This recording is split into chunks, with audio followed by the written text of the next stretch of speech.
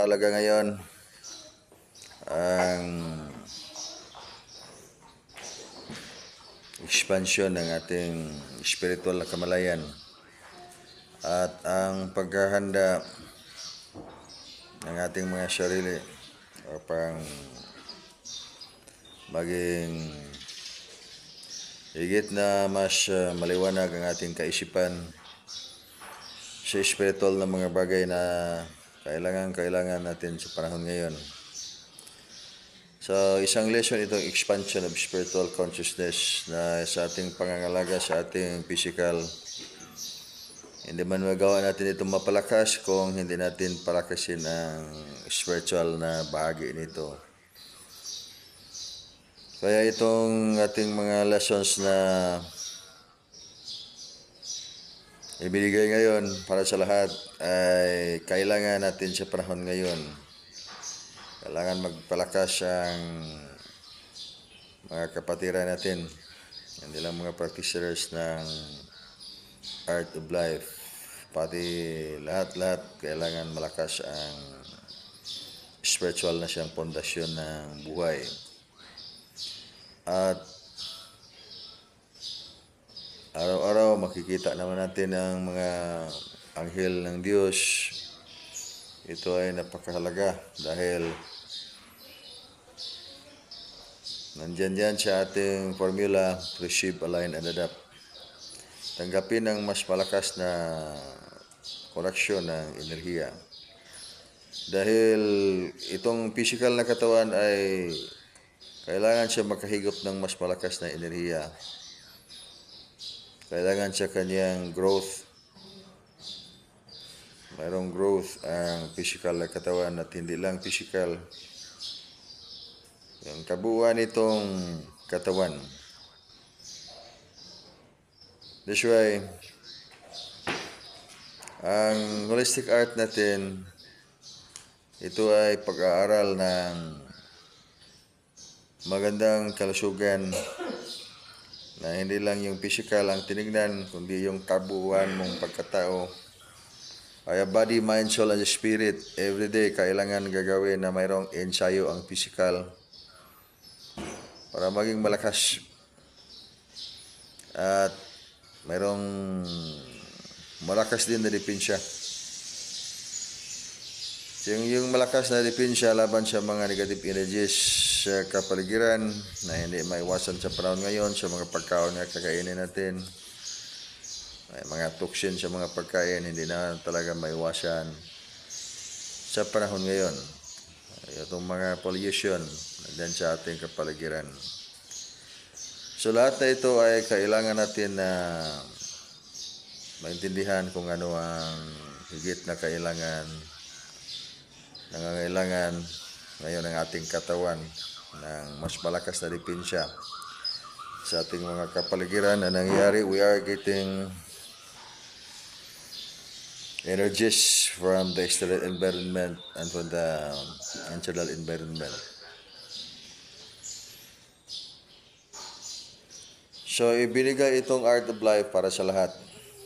At kung sino yung gustong maging lumakas sa kanilang spiritual,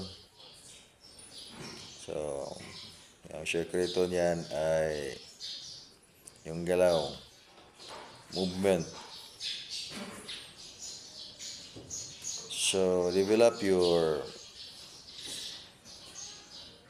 good health sa pamagitan ng pag-practice ng Art of Life 172. Walang bawal naman itong Art of Life kahit ano ating paniniwala.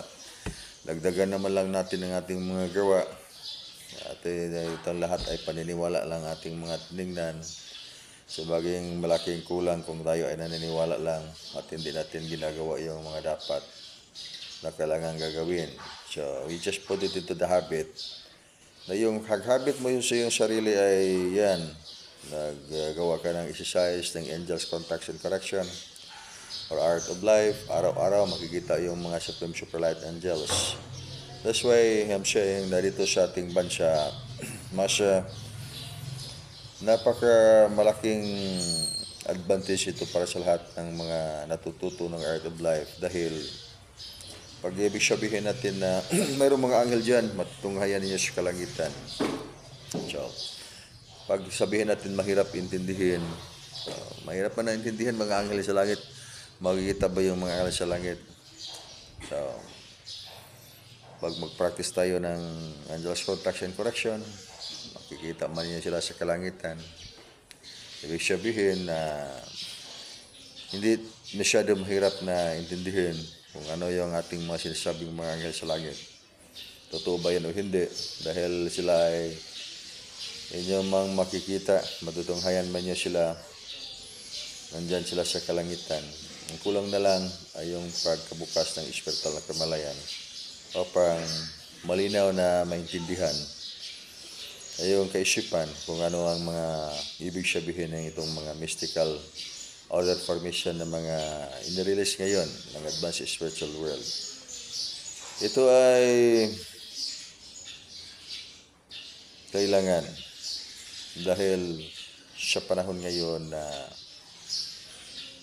napakalakas ngayon ang enerhiya na nag-influensya ngayon sa planetary ascension.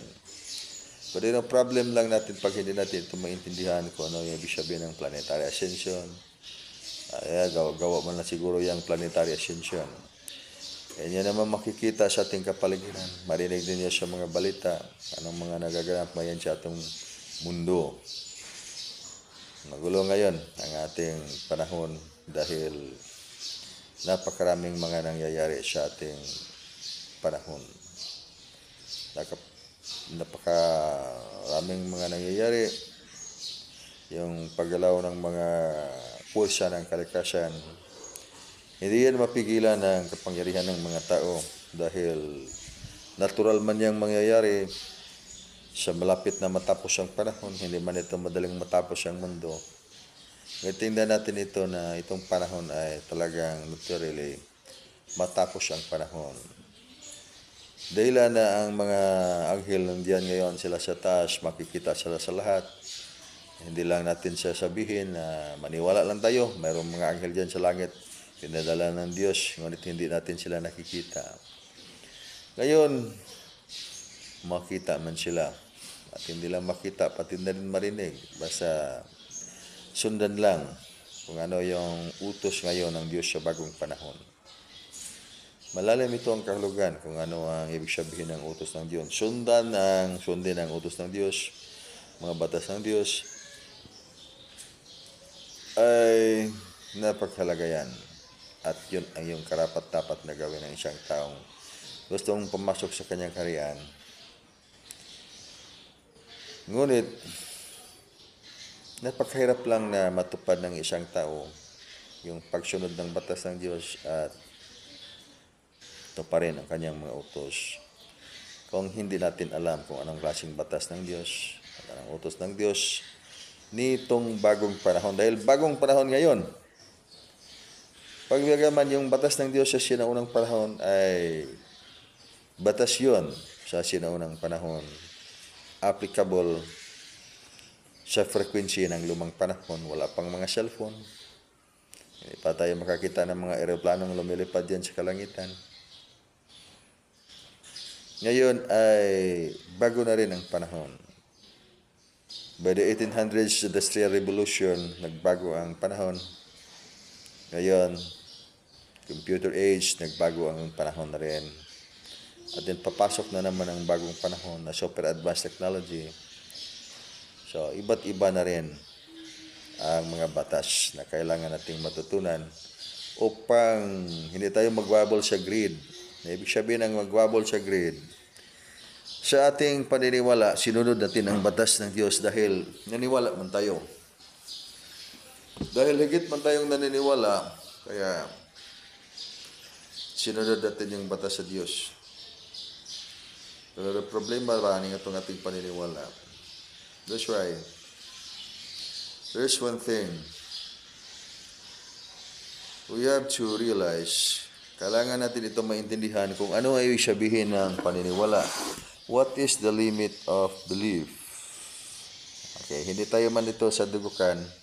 We are not teaching religion. We are not teaching any form of dogmatism. Kaya we have to learn, realize what is our limitation. Ibig sabihin na pag hindi tayo marunong sa ating mga limitasyon, lumampas tayo ba sa limitasyon? Kaya hindi na natin maiwasan yung dogmatism. Yung dogmatism, maski alam natin na yan, ay alam natin na parang hindi man tayo naniniwala o naniniwala man tayo, parang hindi man totoo o para din totoo.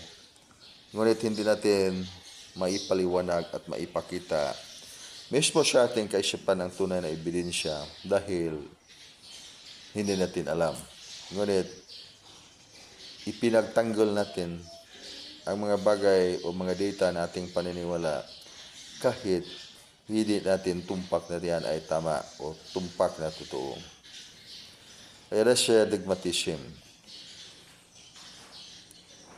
At paano ba natin masundan ang utos ng Diyos na isasabi ngayon na dapat tayong magkaroon ng spiritual na kaisipan or wisdom? To make it simple, ang ibig sabihin ng spiritual understanding, spiritual na kamalayan ay wisdom yan. This is the first mother lesson of all the lesson commanded by God to have a person that kind of ability, which is wisdom. That is power of understanding. Dahilan na itinuturo ng Divino Maestro ng Langit para sa ating lahat kung paano natin magising ang ating mga spiritual na kamalayan. Paano ninyo gisingin yung spiritual na kamalayan? Magising ba ninyo ang inyong mga spiritual na kamalayan pag kayo ay naniniwala lang, hindi niyo gagawin na buksan ang inyong mga network ng spiritual? Diyan sa Faith 7 Foundations of Your Soul. Basically, alam na natin, pag mag-practice tayo ng mga lessons on the art, and then you have to define body, mind, soul, and the spirit. Okay, 4 na dimension ng kaluluwa na palagi nating binigkas: body, mind, soul, and the spirit. There comes now the point na ngayon, binigkas ng dugukan, 7 foundations of the soul, na kailangan na buksan ang inyong spiritual na kamalayan sa pamagitan ng pagbukas ng mga sentro, ng mga enerhiya, na commonly na tinatawag yan, network of the psychic channel of the physical body. Yan ang pagbukas ng spiritual na kamalayan upang magkaroon ng wisdom. Hindi yan kaagad darating yung wisdom overnight pag hindi yung buksan ng inyong mga spiritual na mga station nandyan sa kalooban ng inyong pagkatao. To say the kingdom of God is within you. Madali lang yan. Madali yan. Yun namang hindi maniniwala. The kingdom of God is within us. At sino namang mag-deny niyan? Kingdom of God is within us, within you. There's a big thing. And then I believe we have to do that understanding right away. Madali lang natin maintindihan. Kingdom of God is within us. And then God is within us. So dapat na pa natin hanapin yung Diyos sa kahit saang lugar. O sa saan paniniwala, nandiyan naman sa ating kalubluban. But yung itong malaking problema ngayon, hindi man natin alam kung anong banda o anong klaseng kalooban nandiyan sa ating pagkatao. Dahil pag tingnan natin yung ating mga katawan, and then we go back again to the example na tingnan ng sarili sa salamin. And you have to look at yourself. You have the physical body which is described, the living temple of God. So, and then in that, the living temple of God, nandyan sa loob yung Diyos. You have to look at that physical body. Nandyan yung mga internal organs sa physical. At yung physical na katawan ay binubuo ng mga cells and trillions of the cells of the physical body. Protein yan, yung physical na katawan. But the big problem, hindi man makikita niyo yan yung Diyos na yun sa langit. Nandyan siguro yung demonyo din. Dahil yung puso ay yun, mental dimensions of the soul, yung sa isip, and then the emotion dimension of the soul, yung sa puso din. Nandyan yung lahat ng mga pakiramdam ng mga tao at saka yung mga iniisip ng mga tao, maging mabuti o masama. pangit or maganda, lahat ng mga kabutihan at kasamaan nandiyan din sa kalooban ng tao. Kaya, yan ay nahahanayan sa paniniwala. Lahat ay nahahanay sa paniniwala. Kaya pagkilalanin mo ang Diyos sa langit, sa iyo, pamagitan ng iyong paniniwala, and that is within the foundations of the mind supremacy. Ibig sabihin, mind supremacy, ang kapangyarihan ng ating utak, isip, na matutunan at makikilala yung mga bagay dahil sa kapangyarihan ng ating kaisipan or mind supremacy. At kasali nandyan yung mga paniniwala. Anumang klaseng mga paniniwala at mga bagay na kayang mabot ng ating kaisipan. That's why, this one thing, when you listen to the light workers talking about ascension of light in the higher dimension, there are so many entire planet. Maririnig natin sila talking about uplifting spiritual development, and those are actually right. Dahil binikas man nila yung higher self. Increase your frequency. This time, kailangan isa ka na yung frequency, which is really true. Only the problem lang is, nandito tayo sa mga paniniwala, theory, concept, at lahat ng mga theory or concept may limitasyon. And then reaching the limit of the belief or theories, ang lampas na yan at sumubra pa tayo sa limitasyon, ay yan, dogmatism na yan. Dahil nandyan na yan nahahanay sa ilusyon. Kaya kung paano man natin ito maintindihan, ang katotohanan, that's my reason why pag ako yung tanungin ninyo ano ang katotohanan, mabasa man natin sa ating mga aklat o anong klaseng aklat ng ating mga pinaniwalaan sa katotohanan o hindi, yung bagay na yan ay hindi natin masagot. Sino naman tayong magsasabi nito na ito ang katotohanan? Maski dito sa dugukan, pag magtanong kayo, itong dugukan ay yung ito bang katotohanan at tumpak na katotohanan? Ang masagot niyan ay iwan.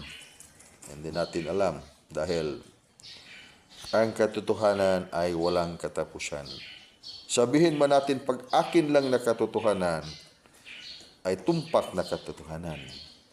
Ngunit pag ang aking katotohanan ay i-implementar natin na katotohanan din ito sa inyong mga tao, ay yan tunay na hindi natin alam. Dahil pag tayo ay 8 bilyones na tayo ngayon ka mga tao sa mundo, iba't ibang mga paniniwala dahil iba't ibang level ng consciousness frequency, iba't iba ang ating mga pananaw sa paniniwala. Iba't iba rin ang ating pananaw sa katotohanan. Bagaman itong mundo ay punong-puno ng mga colors itong mundo. You have to look at the plants, iba't ibang mga kulay ng mga tanim, mga bulak, iba't ibang mga kulay. And even the face, yung mukha ng mga tao ay iba't ibang mga mukha, iba't ibang mga kulay. Because we are in this agent of consciousness understanding na tinatawag natin mind supremacy. Look at your brain as a computer. Nandyan tayo ngayon. Yan yung interface natin, computer. Itong ating paniniwala sa ating kaisipan na tinatawag natin mind supremacy. When that is the greatest expression of the polarity of the universe na hindi natin maiwasan na mayroon tayong assignment of reality. Ito ang katotohanan. Ito ay itim, ito ay puti, ito ay dilaw, ito ay pula. At walang katapusan na mga distinction, pagpaliwanag, at invention, discovery. Dahil yan nahana yan sa kaalaman ng ating mga kaisipan. But maniwala ba tayo na sabihin natin lahat ng ating mga nakikita sa ating spiritual na kamalayan within the foundations of the mind supremacy ay mga ilusyon lamang? Ayan. That's the reason why pag magtanong tayo anong yung katotohanan, pag sabihin ko na ilusyon lamang. Sino bang maniniwala? Lahat bang tao ay maniniwala ba? Ilusyon ba tayo ngayon? Panahon pag tayo ay gutom tayo ngayon. Ilusyon ba yan na tayo ay gutom at masakit ang ating katawan? Na katotohanan man yan ng ating mga nakikita. Ibig sabihin, pag ating kilalanin yung katotohanan, napakahirap yan natin masagot pag wala yung spiritual na kamalayan. Yang pinakadahilan ay iniutos mismo ng Diyos na sinasabi ng Diyos, "My son, be wise." Anak, mayroon kang wisdom. That is the first mother lesson of all the lesson. Dahil kailangan yan sa paghanap ng kanyang kaharian. Iniutos ng Diyos, "Seek ye first the kingdom of God." Hanapin mo na yan, yung iyang kanyang kaharian at ang kanyang pagkamatarong kabutihan. Dahil utos man yan ng Diyos na hanapin mo na ang kanyang kaharian. Ngunit mahanap ba natin ang kaharian sa ating paniniwala lang? Within the mind supremacy, yung kaharian at tumpak na kaharian na walang iba't ibang mga color. Absolute, hindi magbabago. Dahil ito ang katotohanan ng mind supremacy. When we are going to make an experimental, pag ang isang bagay, tingnan ito ay brown. You have to look at this brown. Magkasundo man tayo lahat ito ay color of brown. But is it 100% that when you look at it, palagay natin 100 tayo katao ngayon, yung isang tingin dito ay brown, isang tingin ay yellow, isang tingin ay orange. Iba't ibang mga colors ang ating makikita. Dahil ang iyong mga photoreceptors ng ating isip ay iba't iba ang frequency. Maging sa tingin natin yan ay dilaw, ang tingin sa isa yan ay pula, at ang tingin din sa usa ay itim or puti. Ngunit sa isang bagay lang, anyan yung katotohanan within the foundations of the mind supremacy. It is really real in the actual life. Na pagtingnan mo yung isang bagay, isang subject ay napakaraming mga kahulugan because those are the expressions of all the colors of the realities within the mind supremacy. But in the absolute, that's why in the College of Mystery of Dugukan, actually, you are now teachers of the art of life. Lahat ng mga teachers of the art of life ay kailangan kayo ngayon ng mundo. Kailangan, whether you like it or not, maniwala man kayo o siya hindi, kailangan kayo ngayon sa mundo. Hindi lang alam ng mga tao na kayo ay kailangan ngayon sa buong sibilisasyon to preserve life, to preserve nature. This is my reason why when you go outside the country, different countries, hindi kayo makakita ng angels contacts and connection doon. Dahil wala mang angels contacts and connection doon. Baka mayroong alien contacts and connection. But angels contacts and connection in the persons of the Supreme Superlight Angels, walang angels contacts and connections in the presence of the Supreme Superlight Angels dahil wala mang nagtuturo. Wala mang mga teachers of the art of life. Dito lang sa bansang Perlas ng Silanganan. Kaya sinasabi ko sa inyo lahat na kayo ay maging magtuturo ng buhay dahil kayo ngayon ay ipinatawag mismo ng Diyos sa langit dahil mayroon siyang bagong kautusan.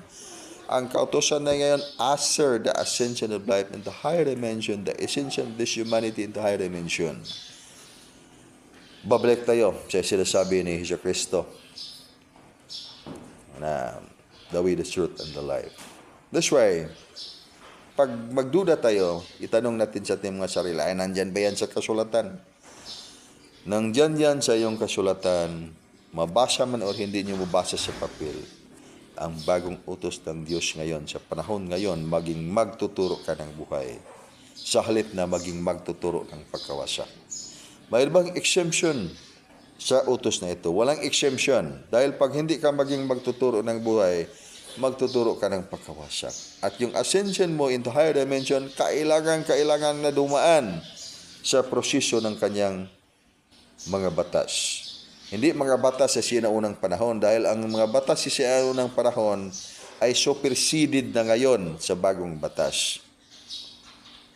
Dahil ang bagong batas ngayon ay kailangan mo na magkaroon ka ng kamalayang espiritual upang iyong maintindihan na lahat ng mga batas na inihayag ng Diyos, ibinigay ng Diyos sa sangkatauhan, ay kailangan nating maintindihan at hindi natin yan maintindihan kung magkaroon lang tayo ng paniniwala, hindi mabuksan ang ating espiritual na kamalayan dahil hindi natin ang alam. Hindi natin alam itong the way, the truth, and the life. Kaya pag bumalik niyo si Kristo diyan ngayon, bumagsak dito ngayon sa ating harapan o lumitaw sa ating harapan. Kaya nakita man natin si Kristo nandiyan na sa ating harapan ngayon, ano ba gagawin ng mga pantas? Infallible authority. Ibig sabihin ng infallible authority, na yung authority pa hindi magkamali.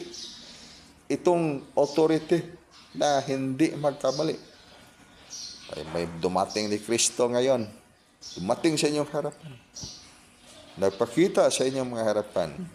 Sang-ayon ba ang ating paniniwala diyan? Lalong-lalo na pag hindi pa natin nabasa diyan sa ating mga aklat.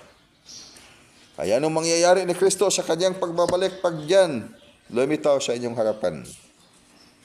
Ipako na naman diyan siya sa krus dahil yan man ang kaugalian ng mundo ng mga taong hindi pagising ang espiritual na kamalayan dahil sa batas. Kaya anong batas ang kailangang sundan ng tao upang siya ay makaakyat sa tunay niyang kaharian? Batas sa mga nakaraang panahon o batas sa panahon kung ano ang angkop ngayon? Ito ang ating tingnan kung ano ang angkop ngayon. Ngayon, pag makakita kayo, maniwala ba tayo na pag ngayon panahon, batas man ngayon ng advanced technology, maniwala ba tayo na pag may malaking mangyayari sa mundo, babalik tayo sa digmaan ng tabak, digmaan ng mga ulisi, garote, tayo ay mga iskribandorman. Kayo ay mga iskribandorman. At maging manalo ba tayo? Kung ang ating batas na sundan, yung batas sa mga panahon na angkop sa lumang panahon, makilala ba natin ang Diyos sa panahon, sa lumang panahon? Kaya anong higit na kailangan ngayon? When you study natural healing, kasi gusto mong lutasin ang problema ng iyong mga sakit sa physical na katawan, and then you have to go deeper about the meaning of natural healing. That's why in the practice of the Dugukan, we are not practicing or studying illness. We are studying healing, natural healing. We have the very different meaning. Kasi hindi man tayo nag-aaral ng mga sakit. Bakit man tayo mag-aaral ng mga sakit? Atin lang intindihin kung anong mga sakit. Dahil kusang ating malalaman, yan ay problema ng buhay. Ang kailangan natin yung pag-aral ngayon, yung art of life, wala tayong sakit. Dahil yan ay higit na kailangan. That's why, when you study natural healing, you have to look at the root of origin of the problem. Ano bang root of origin of the problem? Yung malalim, pinakamalalim, at sa yung pinakamalalim na root of origin of the problem. So, bakit ba ang mundo ngayon ay nagkagulo? Ano ba ang pinaka-root? Dito lang muna tayo sa root of the problem. Dahil tayo ay iba't ibang mga paniniwala. Makikita man natin yan sa ating kapanahunan, sa ating kapaligiran. Ngayon, isa lang ang color na ating nakita dahil isa lang ang ating kaisipan. Bukas ang ating spiritual na kamalayan. So wala tayong makitang napakaraming mga color. Isa lang yung color. In fact, in the entire universe, in this planet, when you look at everything, tingnan mo itong lahat ng mga bagay sa tunay na kamalayang spiritual, maski sa scientific model, there is no much color. Hindi, napakaraming mga color. Isa lang yung color. Makikita niyo yung color. Isa lang yung color. But because of the so much photoreceptor, mayroon tayong mga photoreceptors in the brain, and then makikita natin iba't ibang mga color. Okay, shut off your photoreceptors. And then what are you? Who are you? And you will see that there is only one color. That's because there is only an absolute reality. Kaya diyan sa ating sarili, in the process of your soul awakening, dadaan tayo sa level of understanding. And level of understanding, this frequency, and the higher frequency, and the higher frequency, and the higher frequency, and the higher frequency. Walang katapusang higher frequency. There is no highest frequency. As I said, higher and higher and higher because this higher frequency, higher dimension ay walang katapusan. But when you begin with the fourth dimension, fifth dimension, seventh dimension, and then you end up with hyper dimension or 11th dimension, then you are at the highest dimension.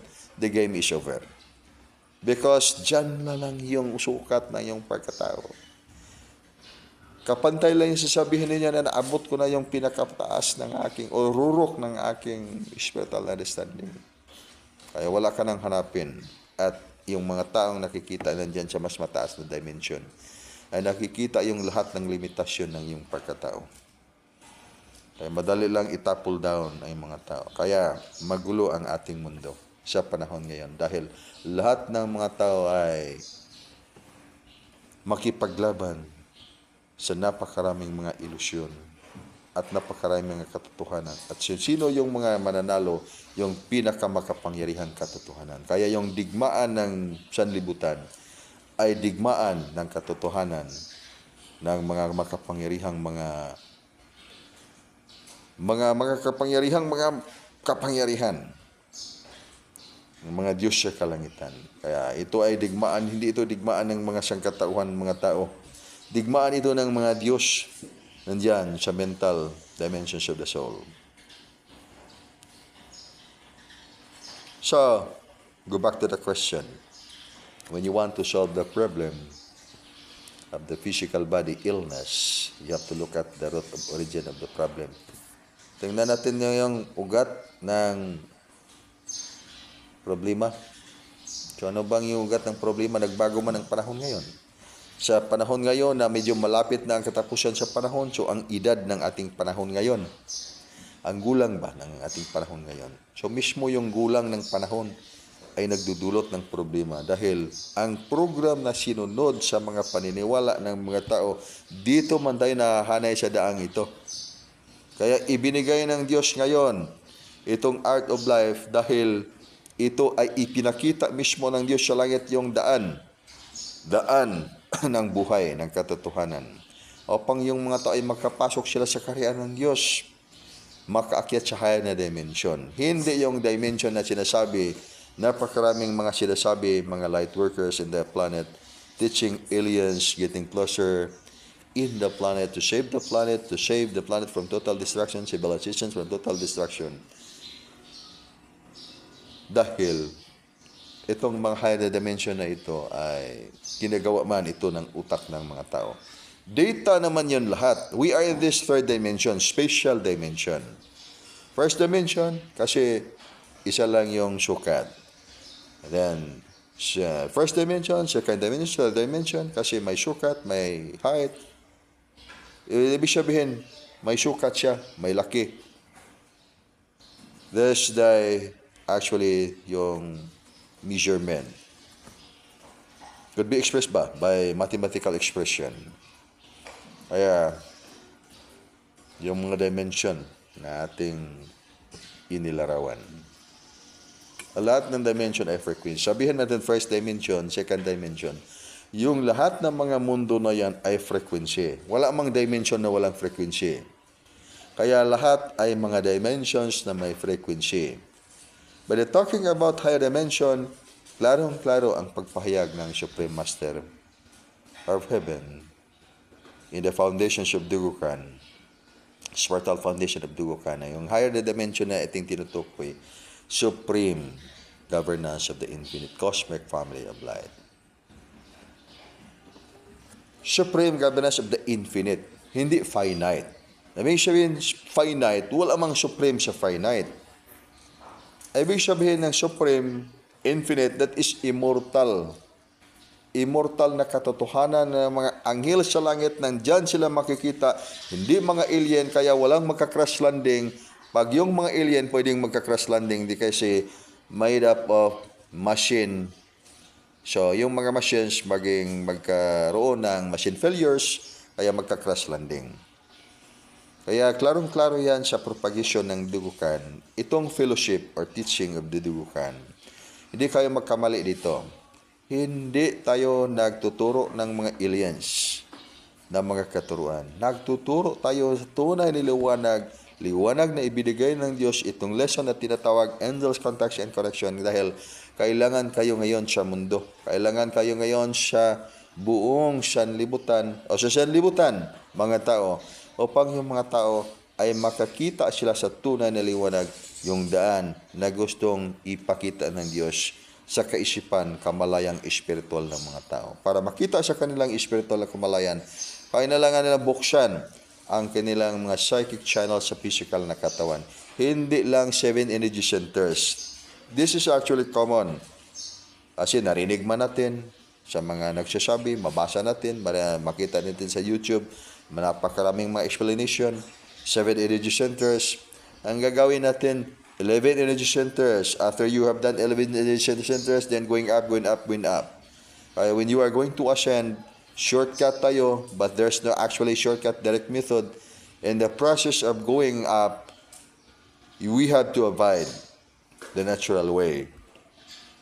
Ibig sabihin, natural way, gagawin ang nararapat na mga lesson upang talagang ating makamit, kaakyat tayo.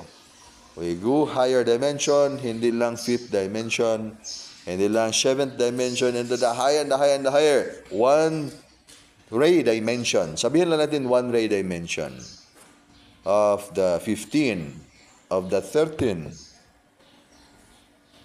advanced spiritual Lord na dimension. Isang ray niyan ay walang katapusang dimension. Kaya hindi ka makasabi na ito yung cosmos ay multiverse, composed of so many dimensions. We cannot count the dimensions. When the word we cannot count, hindi mabibilang na dimension. Kaya masasabi mo, dyan yung data ka magsimula. Na yung dimension kung saan umakyat yung isang taong nakapasa sa kanyang lesson dito sa mortal physical na mundo, ay umakyat makapunta siya sa dimension na walang katapusan. That's not actually expressed by mathematical way. Hindi na yan makuha ng mga arithmetic dahil that is beyond these figures. Ibig sabihin, iba yung kanyang color. Iba ang kanyang mental discipline or spiritual discipline. There's actually super numbers yan.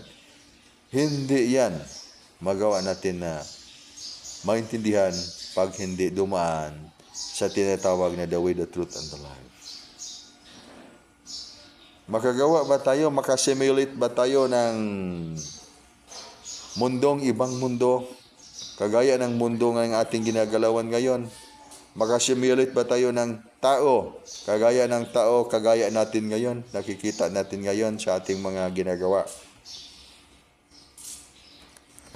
In the scope, within the mental dimensions of the soul, kayang-kayang magawa. In fact, ginagawa na yan.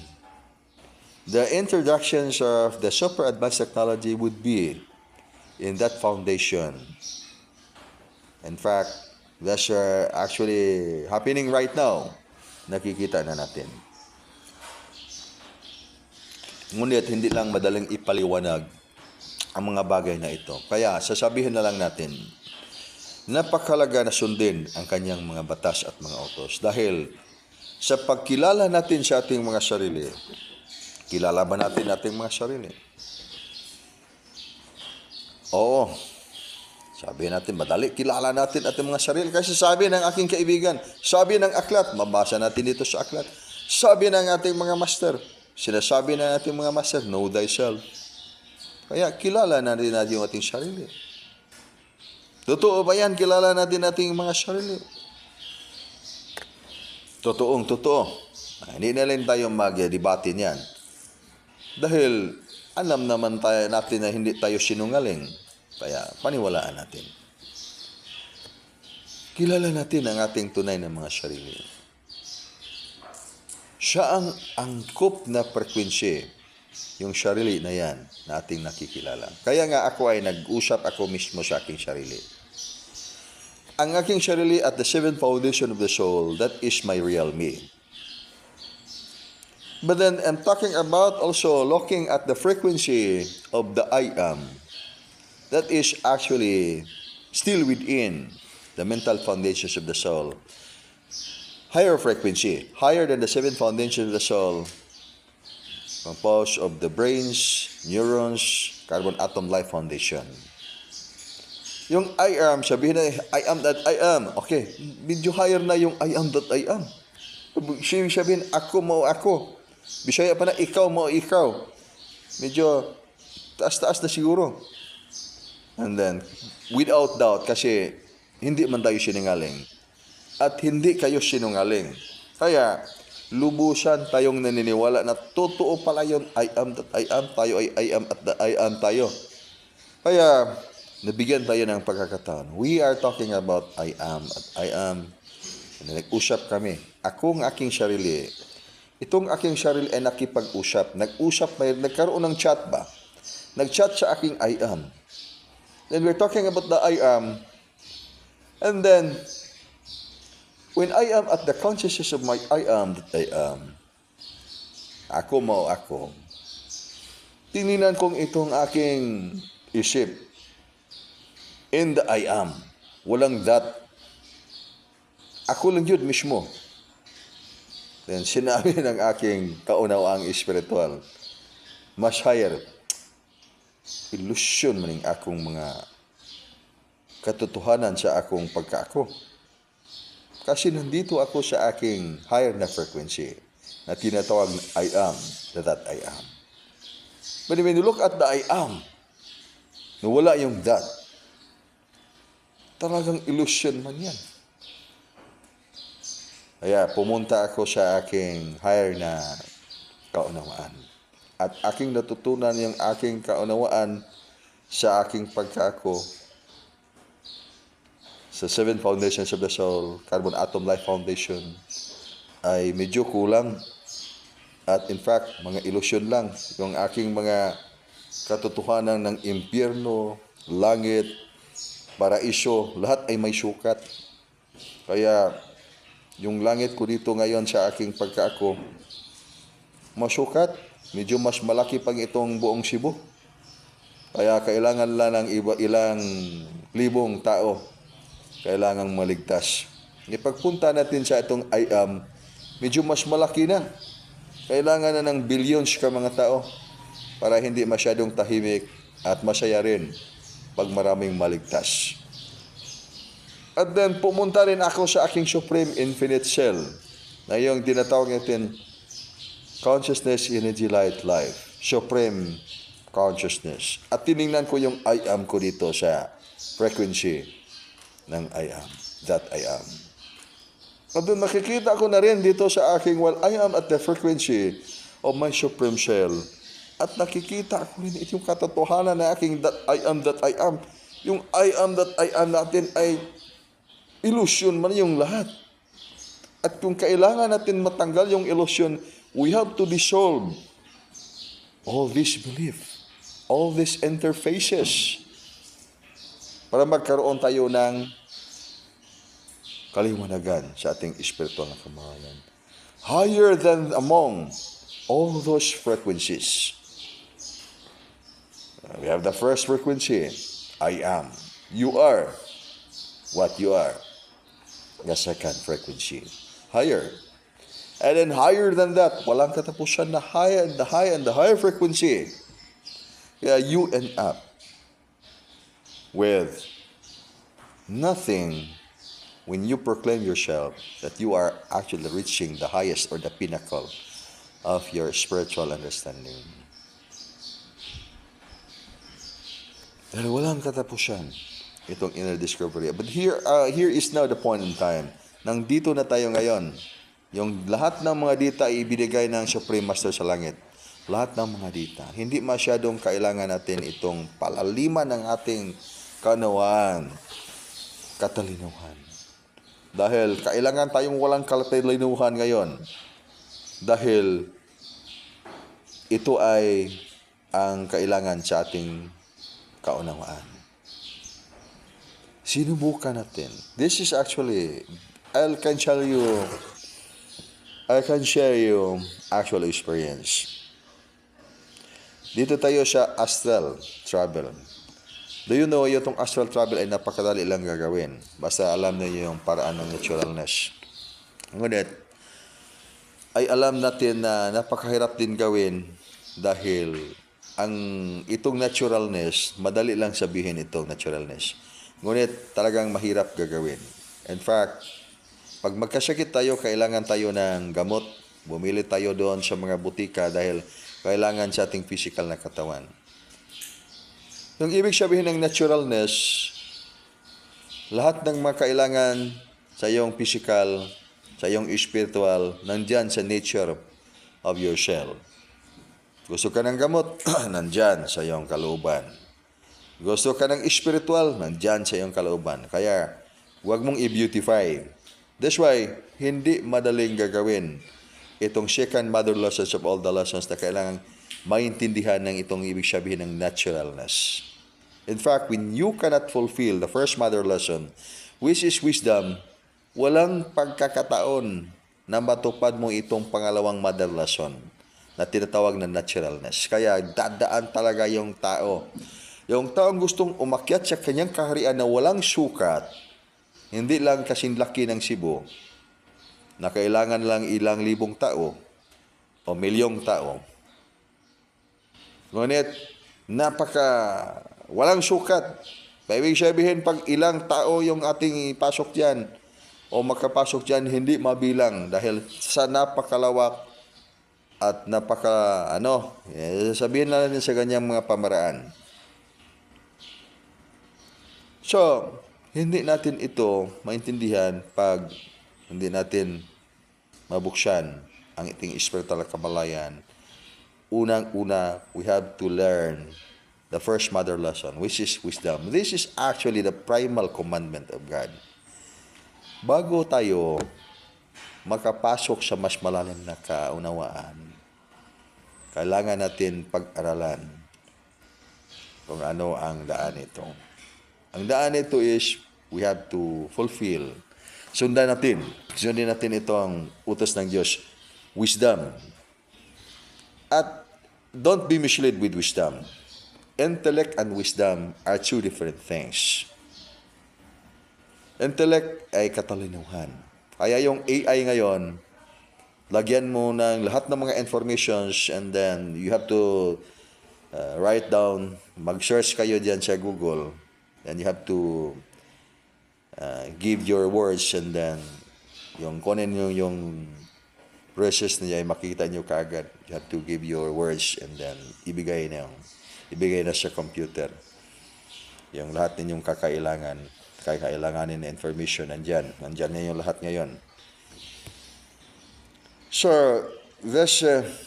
all those informations could be found on your intellect, stored up in your subconscious mind and in your conscious mind. That could be simulated. Pwede yan masundog ba? Sundugo na to. Your large information is stored up ninyo dyan sa inyong memory. But there's now the problem. Yung higher consciousness. Ang higher consciousness is beyond that. Kasi all those informations not yet stored up in your subconscious mind, lahat yung mga informasyon na yan, hindi pa yan na-release. Kaya hindi pa dyan na-stored up sa iyong living book of life. At that foundation, mind supremacy, 7 foundations of the soul. Kasi nandun pa sa ibang higher connected bodies. Nandun pa sa ibang higher dimension. That's why there's always the ascension.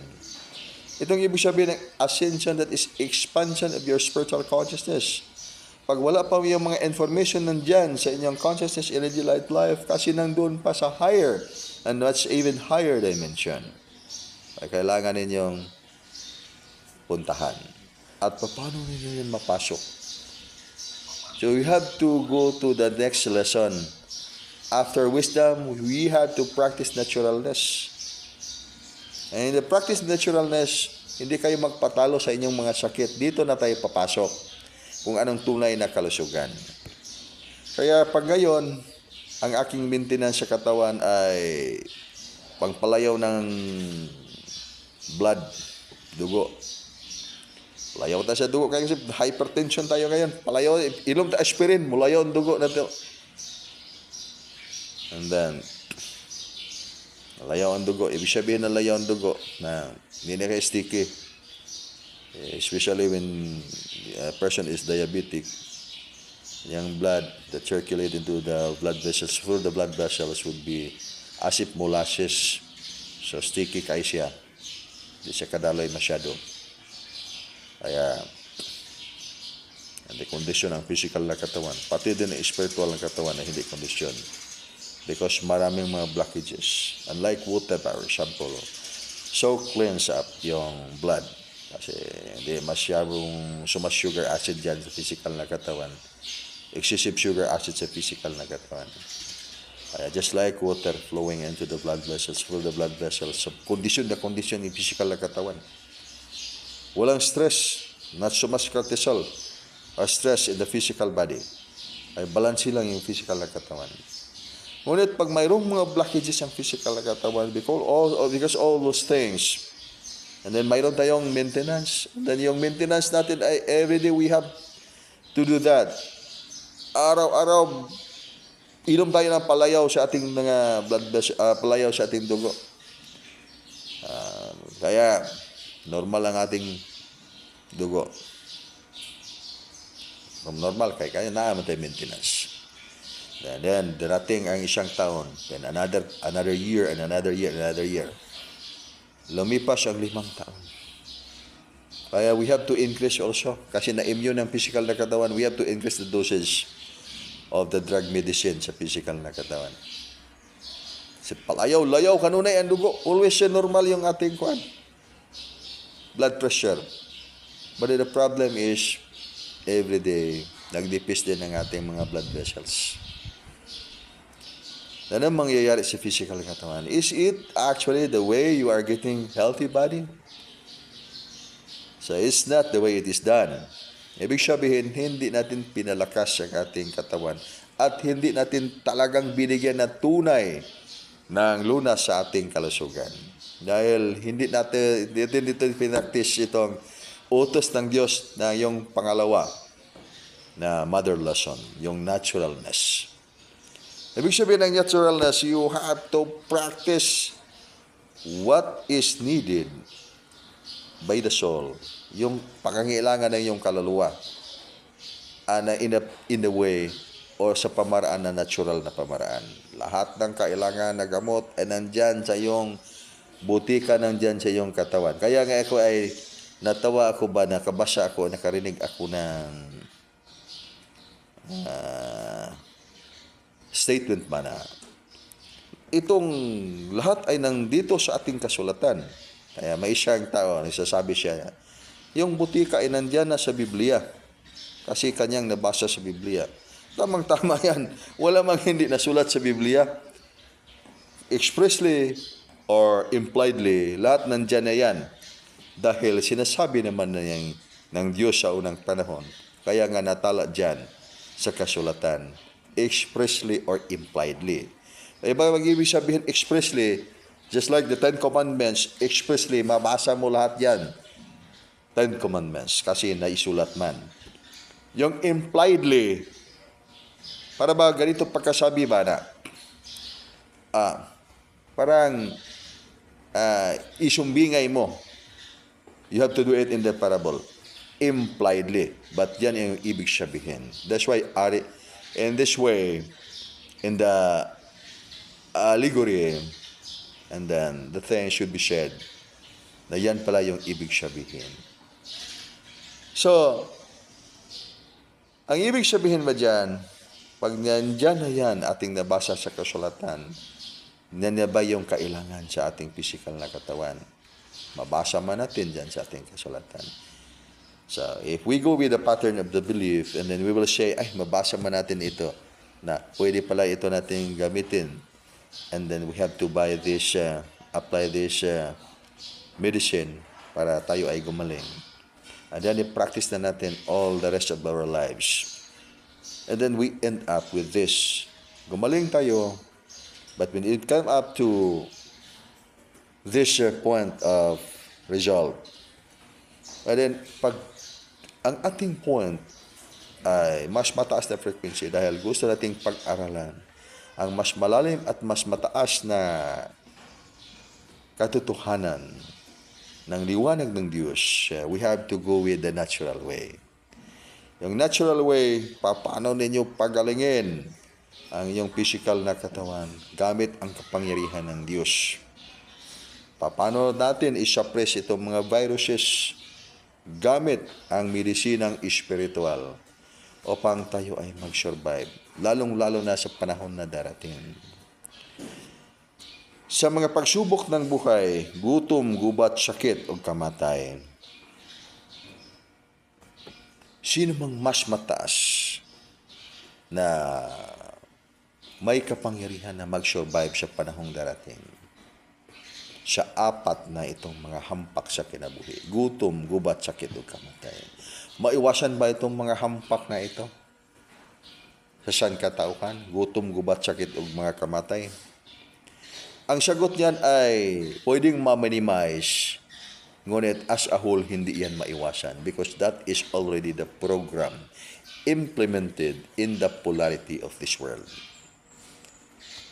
Hindi man natin makayang madali natin gisingin ang espiritual na kamalayan sa kabuuang sangkatuhan dito sa ating planeta dahil sa simula, binubuo ng libong-libo ka mga katuigan o taon, thousands of years. Dito na nakapattern ang takbo ng buhay ng tao. Paniniwala na ganito ang ating nagaganap sa ating panahon. That's why, if we want to mess up the problem of time, if we want to solve the mess up of this problem of time, of this problem of life, paano ba natin ito gagawin? Paano ba gagawin sa tao, sa buong sibilisasyon, mamalutas ngayon ang problema sa ating mundo? Global warming. Malutas ba yan sa kaisipan ng tao o sa kakayahan ng tao? Sa batas ng unang panahon, pag hindi mag-ulan, gaya ngayon ay, di ba dumaan na yung summer? Sa summer, medyo mainit. Ngayon supposedly, June, July na mga yan, August, September, October. Sa ating bansa ngayon ay maulan na ngayon, supposedly. Ting ulan na ngayon, rainy season na ngayon. Ngunit pag tingnan mo yung ating kapaligiran ngayon, marami ang mga sapa na wala ng tubig. Yung ibang mga sapa, mga lugar, sumubra yung tubig. Dahil na-wash out pa yung mga syudad, pati mga tao, mga hayop ay wash out. Kasi sumubra yung tubig. Na ibig sabihin, sa ibang mga lugar, walang tubig. Sa ibang mga lugar, sobra yung tubig. Palagay lang natin ito ang point. Kung dito pa tayo sa batas ng panahon, sa lumang panahon, walang ulan. Kasi famine ngayon, walang ulan, drought. Kaya may 7 taon na walang ulan. Sa panahon ngayon, mangyari pa ba yung 7 taon na walang ulan? Kaya yung pag-isang taon, walang ulan, ay yung mga tao nagdasal sa Panginoon, Panginoon, bigyan tayo ng ulan. Kasi hindi nabubuhay ang mga tanim. At yung mga taniman ay walang-wala na. Gutom yung mga tao. Nagdasal yung mga tao kasi nandyan ang Diyos sa langit para bigyan ng ulan. Nagdasal yung mga tao. at hindi man pinakinggan ng Diyos pa sa isang taon, sa pangalawang taon, 3 taon, kasi sinabi ng Diyos sa 7 taon, mayroong famine. Kaya walang ulan, gutom ang mga tao, walang tubig. Ngunit ang bagong panahon ay nagbago ang panahon. Ngayon, masasabi ba natin pag walang ulan ngayon, magdasal ang mga tao upang bigyan ng ulan sa pangkabuuan? Hindi na kailangan dahil pwede nang gagawin ang ulan sa panahon ngayon. Sinabi ng tao, magagawa ba yan sa tao? Magagawa ngayon sa tao. Kaya yung ulan ngayon ay ginagawa ng tao. Kaya sumubra yung paggawa ng ulan, na-wash out yung mga syudad. Pwede makagawa ng ulan, cloud seeding, by technology. Hindi lang tayo magsasabi na talagang ulan ngayon ay ginagawa ng technology, cloud seeding yan, kaya sumubra yung ulan. Hindi ganyan yung ating ibig sabihin. Ang point dito na pwede nang gumawa ng ulan sa panahon ngayon. That's why in the volume 1 of Dugukan, people will adhere so much in advanced technology. Kasi what will happen in this future, we are in this contemporary age, present time, na ito ang ating panahon. Nakikita natin ngayon ang panahon kung ano ang nangyayari sa mundo. Nakikita ninyo kung anong nangyayari ngayon sa mundo. Ngunit may darating na panahon.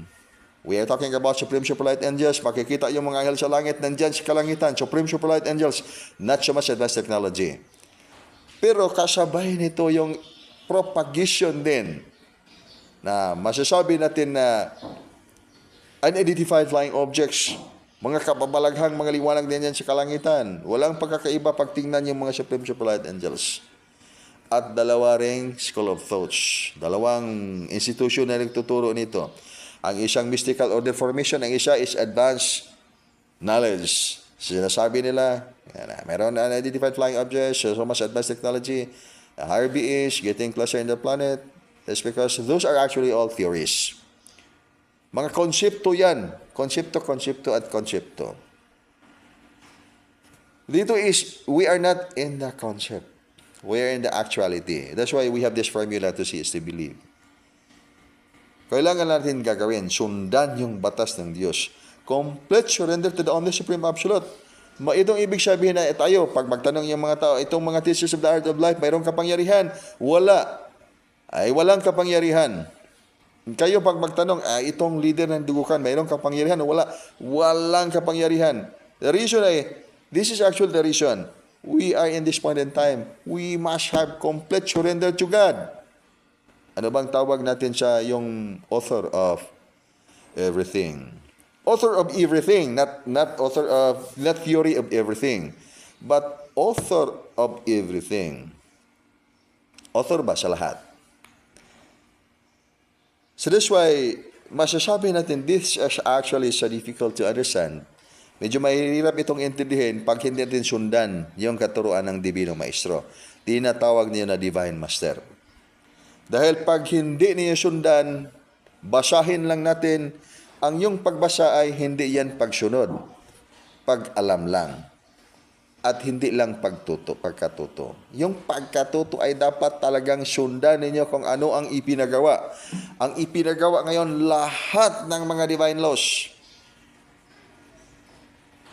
will go to the ocean of understanding into the four corners of the world. So, ano yung sabihin yan? Into the four mother lessons of all mother lessons. So, mayroong mga mother lessons of all the mother lessons. Napakaraming mother lessons. Kaya, what is the mother of illusion? Okay, this one thing. What is the mother of illusion? Hindi natin sagutin yan. Or else, maraming story na magaganap. So, what is the first mother lesson?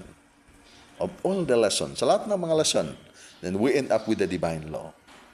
Bakit masinunod nito natin itong mga batas na ito? Kasi batas ito ng Diyos. Anong paniniwala? Ito ang pangalan A.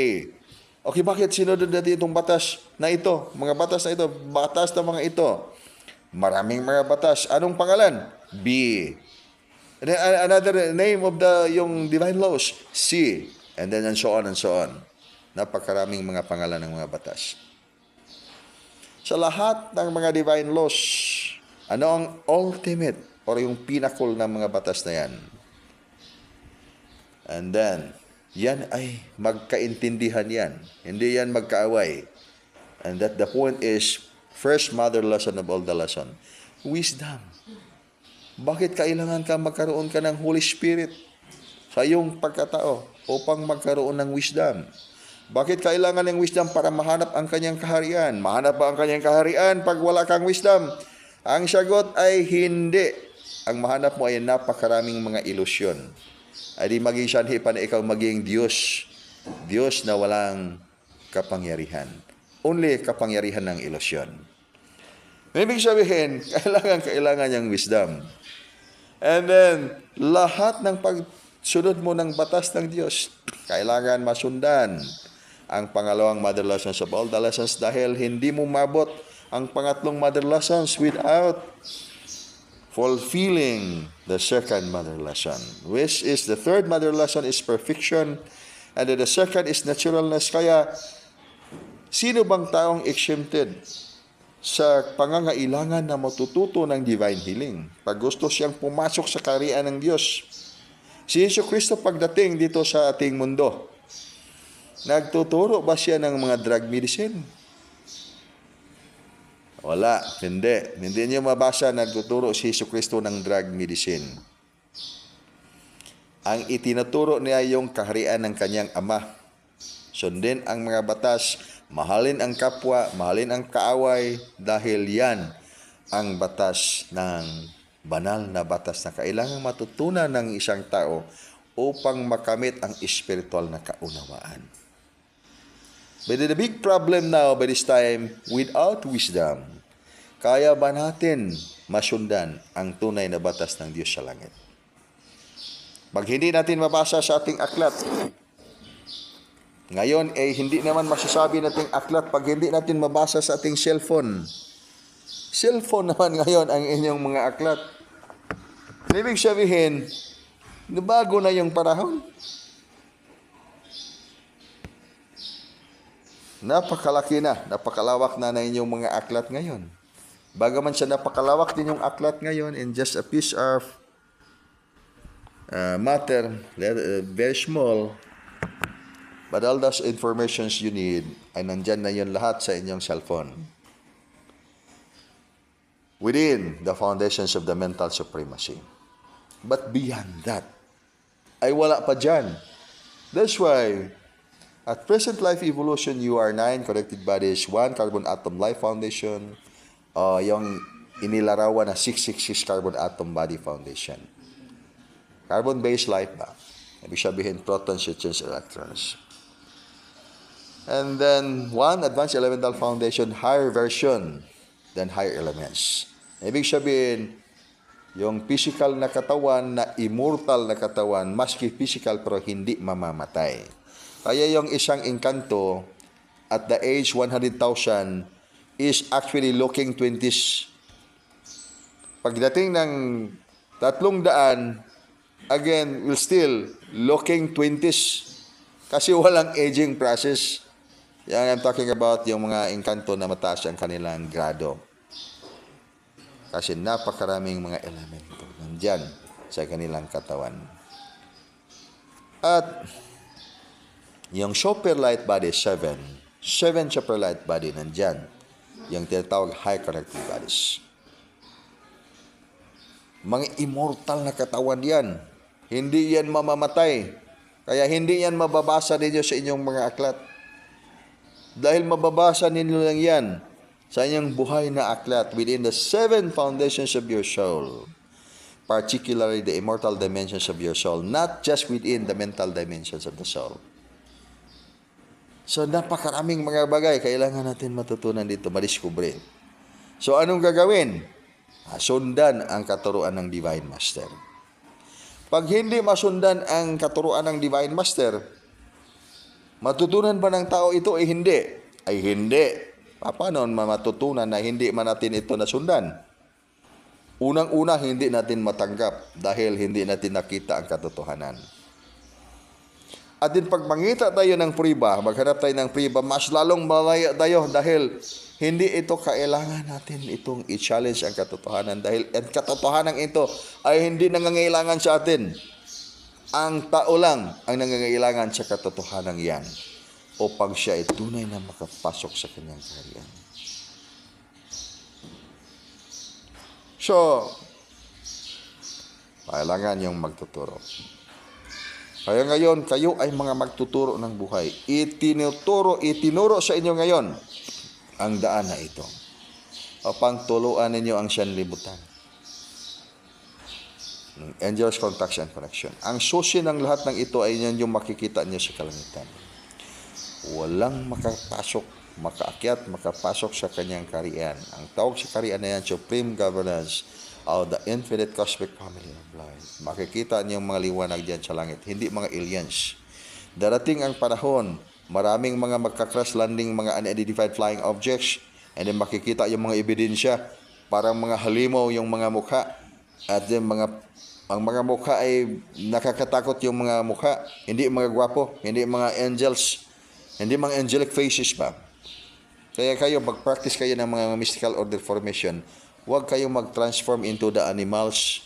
Mag-transform kayo into the face of the angels. Kasi sa unang panahon, yung mga tao mag-practice ng mystical order formation, kasi i-develop nila ang kanilang mga martial arts, and then they could transform into different forms of animals.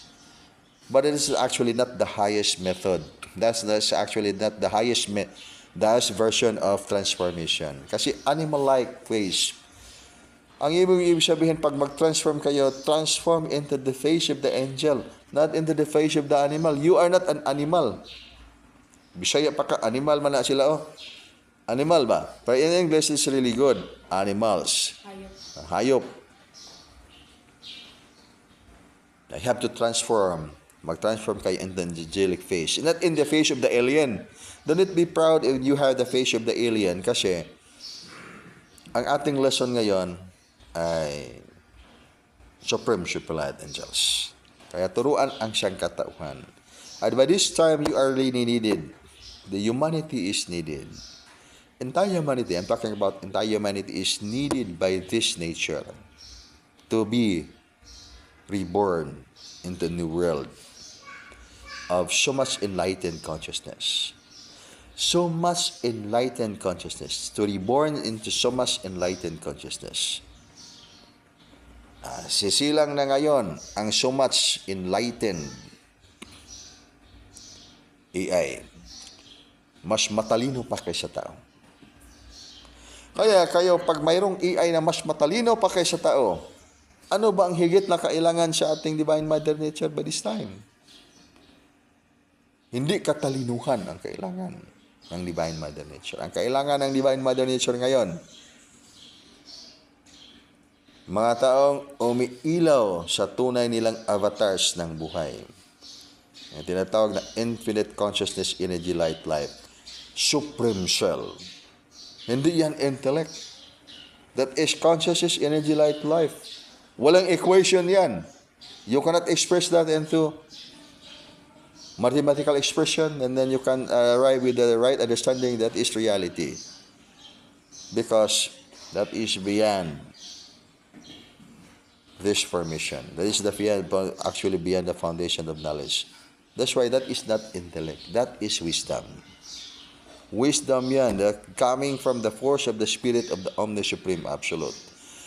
At kailangan natin ito maintindihan sa panahon ngayon. Dahil ang pag-develop ninyo sa inyong pundasyon, nag-build up na kayo ngayon ng templo sa inyong pagkatao, double body, multiple body formation, bagaman pag ipalagay natin ito ang ginawa ninyo ngayon, nag-build up na kayo ngayon ng inyong mansion sa langit.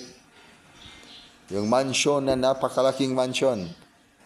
Kaya doon din kayo pumunta sa mansion na yan dahil ginawa naman ninyo ngayon. Kaya ngayon yung trabaho diyan sa likod ba? Nagpunta ako din sa likod. Yung Diyos sa langit Hindi talaga ito gusto ng Diyos na bigyan tayo ng maraming mga equipment para magawa yung ating pag-develop sa ating lugar. Mayroon tayong mga heavy equipments na makapag-arrange sa mga kailangan gawin.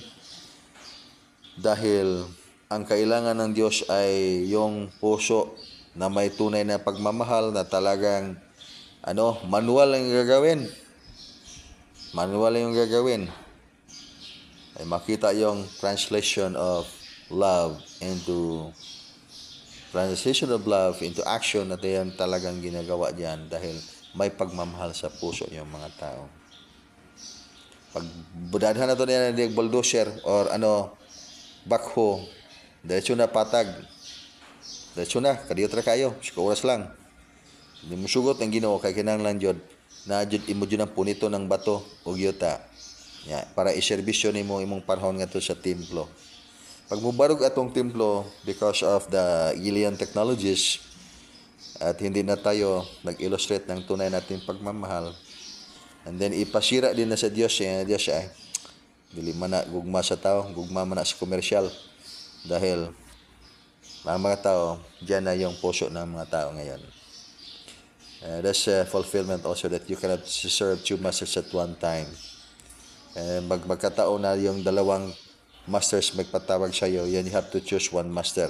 Sino yung inyong ubanan to fulfill their commandment. Could be this master or it could be this second master. Depende na yan sa iyo kung ano yung mas mabigat sa iyo, ang yung spiritual o yung material. So this is the point that the application of wisdom is alam natin kung anong ating desisyon ng buhay. And without breaking the freedom of will of a person. Hindi ba natin gilabag ang freedom, kalayaan ng kabubuton ng isang tao? Because that's really important. When in this lesson of Durukan, when I say na mag-practice kayo talaga ng lesson ng Durukan. Pag hindi tayo nag-practice ay hindi tayo maligtas. That is actually based on fears na pagtuturo. That's why illusion ko lang yan. Na hindi tayo maligtas pag hindi tayo mag-practice ng lesson ng Durukan. Ibig sabihin ng illusion ay hindi totoo. Pag sabihin natin freedom of the will, nasa sa inyo na yan. Mag-practice kayo dahil may pagmamahal kayo. Ang Diyos sa langit ay may aklat. May aklat ang Diyos sa langit. Siya na yung bahala. Kasi alam na yung lahat yung nga kanyang gustong gagawin sa kanyang mga taong minamahal. Ang atin lang yung paggawa kung ating gagawin.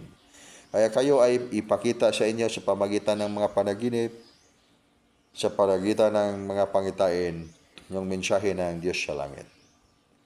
Pagbukas ng talagang yung tune up, yung kamalayan, yung material at saka spiritual, hindi na kailangan na ipakita sa inyo sa pangitain o sa panaginip. Diretso na sa inyong mga mata.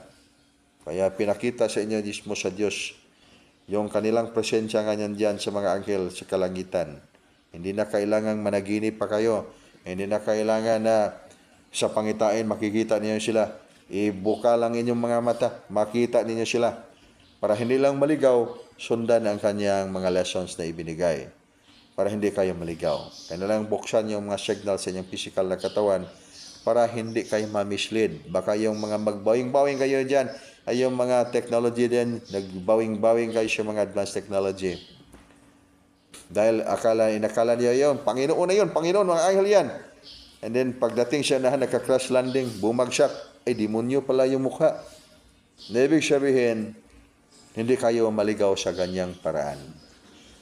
Kaya sundan ang kanyang katuruan. Sundan ang kanyang katuruan para hindi kayo maligaw.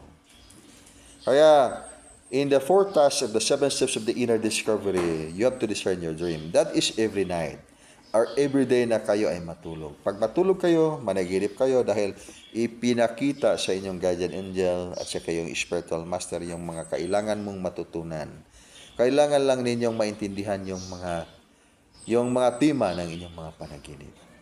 Dahil pag magkamali din kayo sa pag-interpret ng tema sa inyong mga panaginip, bumagsak din kayo sa paniniwala. At iba yung paniniwala, ang sinasabi ay kailangan mong pumunta dito sa kanan and then doon ka pumunta sa kaliwa. Dahil sinunod mo yung iyong paniniwala. Hindi mo kailangan sundin ang iyong paniniwala. Maski ako yung nagsasabi na may paniniwala kayo sa dugukan, and then, ang aking sinasabi, huwag masyadong sundin ang paniniwala pag hindi natugba sa inyong spiritual na kamalayan. Sundin ninyo. Kaya nga sinasabi ng Diyos sa langit na mayroon kayong wisdom para sa kanyang pagbalik, hindi kayo maligaw sa Antikristo. Payo sabihin, Antichrist, anti-divine master. In the person of Jesus Christ, that is the divine master. 2,000 years ago. And the different bodies, that is still divine master. Kaya pag yung sabi ni Kristo na sundan ang kanyang liwanag, kasi siya yung daan at liwanag yung katotohanan, alam ninyo dahil bukas sa inyong spiritual na kamalayan. Ngunit pag sinabi ni Kristo na ito, kayo tumalon kayo sa bundok kasi may kapangyarihan, naniwala ka sa Panginoon, di, iligtas ka ng anghel sa Diyos. Tumalon ka sa bundok. Di, pagtalon mo doon, di, bumagsak doon sa bato at tinabasag yung katawan, patay. Pagdating niya doon sa langit, tinanong siya ni Pedro, bakit nandito ka man dito? Kasi tumalon ako sa bundok. Kasi sinabi man na tumalon sa bundok, kailangan tumalon, kailigtas ko ni Kristo. Nangyari, yun si Pedro, punta ka doon kasi bawal man yang magtalon-talon. Punta ka doon sa impyerno. Kasi kailangan kang ipunta sa impyerno kasi sinunod mo yung Kristo na isa. Hindi yung Kristo na buhay. Yung Kristo na art of destruction ang iyong sinunod. Ganyan lang ba yung pagkasabi? Ang kasabihan ngayon, kailangan matututo tayo ng wisdom.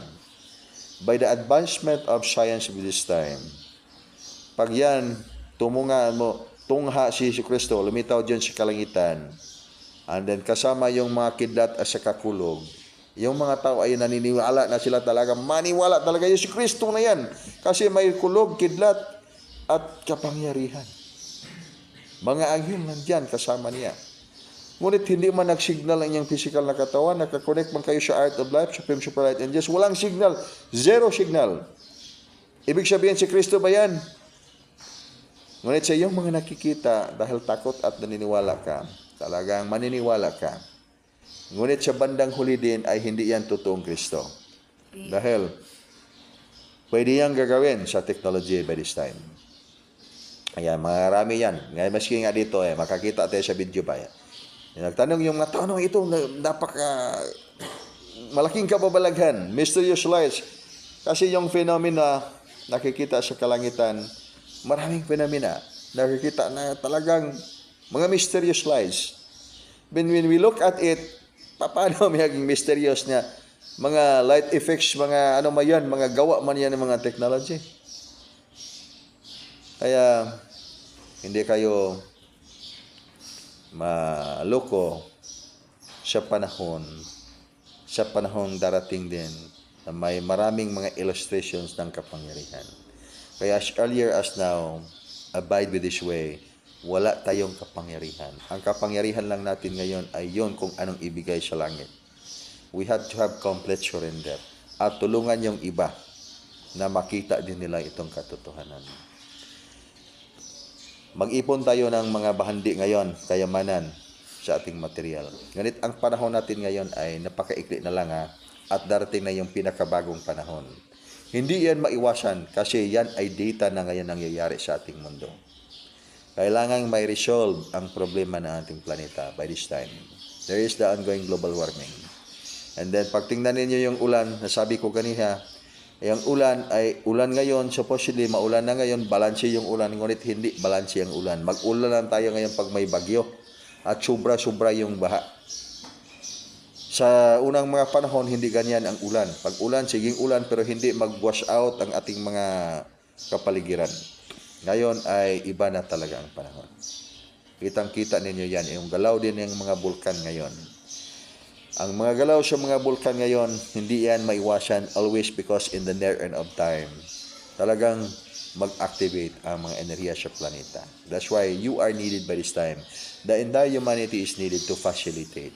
There is the ongoing divine intervention. This one thing so important. There is the ongoing divine intervention. Ang divine intervention, may mga anghel diyan sa langit.